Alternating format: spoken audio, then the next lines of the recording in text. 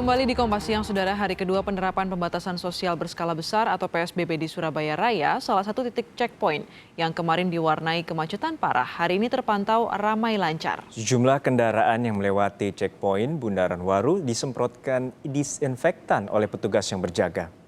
Hingga siang ini lalu lintas di checkpoint Bundaran Waru atau Jalan Ahmad Yani tepatnya di pintu masuk menuju kota Surabaya terpantau ramai lancar. Tidak tampak antrian kendaraan seperti kemarin. Pemeriksaan di lokasi checkpoint dibagi dua yakni khusus mobil dan motor. Satu persatu mobil yang melewati checkpoint disemprot petugas dan belum ditemukan adanya pelanggaran karena di hari kedua penerapan PSBB warga telah menyiapkan surat kerja dari perusahaan dan instansinya masing-masing. Penggunaan masker juga menjadi fokus pemeriksaan. Informasi selengkapnya kita segera bergabung dengan jurnalis Kompas TV Sinta Maulidia dari Surabaya, Jawa Timur. Sinta, saat ini Anda berdiri di titik Bundaran Waru atau Jalan Ahmad Yani yang kemarin sebuah titik yang sangat ramai dipadati oleh pengendara yang melalui checkpoint ini. Apakah solusi yang akan dilakukan hari ini hingga terpantau kemacetan telah terurai? Titik tempat saat ini saya berdiri memang kemarin ini cukup parah kemacetannya di hari pertama penerapan PSBB. Namun hari ini bahkan sejak pagi tadi kami pantau hingga siang hari ini terpantau ramai lancar. Ada beberapa evaluasi yang memang kemarin dilakukan oleh pihak pemerintah gugus tugas COVID baik itu Kota Surabaya maupun pemerintah Provinsi Jawa Timur dengan menggelar rapat terbatas begitu dan kemudian ada beberapa evaluasi dan memunculkan sejumlah poin diduga penyebab dari adanya kemacetan parah yang terjadi pada hari pertama kemarin penerapan PSBB. Salah satunya adalah kemarin memang hanya satu titik untuk pintu masuk atau pemeriksaan menuju ke kota Surabaya. Sehingga memang kemarin menimbulkan penumpukan yang cukup parah, bahkan antriannya ini mengular hingga 3 bahkan 5 kilometer. Nah hari ini cukup berbeda karena untuk pemeriksaannya sendiri ini diperlebar. Jadi ruang pemeriksaannya diperlebar sekitar 1 kilometer ke dalam atau bergeser 1 kilometer sehingga ini kemudian memberikan ruang kepada para pengendara baik itu kendaraan roda 2 maupun roda 4 untuk kemudian mereka mempersiapkan dokumen-dokumen yang akan diperiksa sehingga proses pemeriksaannya pun ini berlangsung lebih cepat dan tidak menimbulkan penumpukan kendaraan. Dan kami pantau memang jika kemarin hanya ada satu jalur saja, hari ini bahkan sudah diubah menjadi 2 jalur. Untuk jalur sebelah kanan di belakang saya digunakan ini diperuntukkan untuk kendaraan roda 2, kemudian untuk di sebelah kiri saya ini digunakan atau diperuntukkan untuk kendaraan roda 4. Dalam jalur kendaraan roda 2 saja ini dibagi menjadi 2 jalur. Jalur sebelah kiri ini digunakan untuk kendaraan bernopol L dan juga W, di mana L ini dari Surabaya atau daerah Surabaya dan W ini merupakan nopol wilayah Sidoarjo. Jika kemarin untuk nopol wilayah Sidoarjo atau W ini diperiksa, kelengkapan dokumennya untuk hari ini memang untuk nopol atau nomor polisi atau plat W tidak diperiksa. Langsung bisa diperbolehkan untuk masuk ke wilayah area Surabaya. Alasannya karena Sidoarjo juga menerapkan PSBB sehingga ini juga untuk mempersingkat waktu. Namun memang tidak terkecuali juga untuk para pengendara yang berboncengan meskipun nopol L atau W ini juga masih tetap harus diperiksa jika mereka tidak satu alamat maka salah satunya ini harus turun begitu. Nah, untuk jalur sebelah kanan ini digunakan untuk kendaraan bernopol di luar L dan juga W seperti daerah Mojokerto, S misalnya seperti AG atau Kediri begitu dan beberapa nopol di luar Surabaya dan juga Sidoarjo lainnya. Ini memang harus menunjukkan surat-surat kelengkapan dokumen mereka baik itu KTP kemudian juga surat tugas atau surat kerja dari perusahaan atau instansi masing-masing dan juga yang menjadi fokus utama dari pemeriksaan adalah penggunaan masker.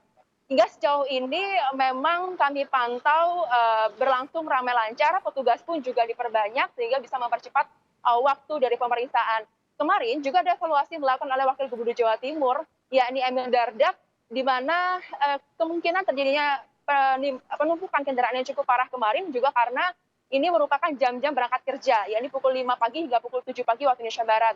Sehingga kemarin ini diadakan rapat dengan asosiasi pengusaha dan juga sektor industri di Surabaya untuk kemudian mengubah jam operasional kerja agar tidak terjadi penumpukan. Mengingat penumpukan kemarin ini merupakan arus lalu lintas masyarakat untuk berangkat kerja. Nah ini kemudian dilakukan perubahan jam operasional kerja dan hari ini setelah perbaikan dilakukan terbukti terpantau ramai lancar tidak mengular seperti kemarin begitu. Yuno. Ya, artinya ada sejumlah solusi yang artinya menetapkan bahwa ada sejumlah jalur, baik pengendara kendaraan roda 4 dengan kendaraan roda 2, dan kemudian ada pemeriksaan-pemeriksaan yang agak dipercepat, yakni yang berplat L atau Surabaya atau per W dari Sidoarjo itu akan dilalui tanpa pemeriksaan. Lalu seperti apa hingga saat ini, apakah ada pelanggaran karena penerapan PSBB hari kedua tentu masih ada warga yang belum tersosialisasi dengan baik, dan bagaimana mereka menggunakan masker, baik juga di dalam kendaraan yang menerapkan kapasitas setengah dari mobil atau pengendara tersebut maupun yang berada di kendaraan roda 2. Cinta. Ya, Juno dan juga saudara, untuk berapa jumlah data dari pelanggaran memang ini belum ada karena untuk 3 hari pertama terhitung kemarin, hari ini hingga tanggal 30 April esok memang merupakan sanksinya adalah sanksi teguran atau imbauan karena memang tujuannya adalah untuk meningkatkan kesadaran masyarakat agar mereka mematuhi peraturan-peraturan jika ingin memasuki wilayah kota Surabaya. Sehingga untuk sejauh ini memang belum ada data pelanggaran dan lain sebagainya. Namun kami pantau memang tadi benar terkait dengan kapasitas penumpang. Untuk tadi kami pantau ada kendaraan roda 4 di mana ini ditumpangi lebih dari kapasitas setengah dari kapasitas kendaraan. Ini beberapa juga terpaksa diturunkan dan kemudian dialihkan ke angkutan umum. Ini meskipun masih berupa teguran dan juga imbauan, namun juga ada beberapa pelanggaran yang ditindak tegas begitu oleh para petugas, baik dari polisian, TNI maupun tim gabungan. Rencananya memang untuk penindakan secara tegas seperti kemudian jika tidak membawa dokumen ini mereka harus putar balik, kemudian juga sanksi pidana, bahkan ini nantinya rencananya akan diterapkan pada awal Mei, yakni pada tanggal 1 Mei 2020. Untuk 3 hari awal ini adalah teguran, imbauan, tujuannya untuk meningkatkan kesadaran masyarakat, tentunya untuk memutus penyebaran rantai dari virus corona baru atau COVID-19. Terakhir untuk Sinta, terkait dengan penerapan PSBB di Surabaya Raya, bagaimana dengan pengawasan di transportasi umum? Seperti apa? Apa ada pembatasan maupun operasional terkait dengan layanan pengendaraan atau transportasi umum bagi warga Surabaya Raya?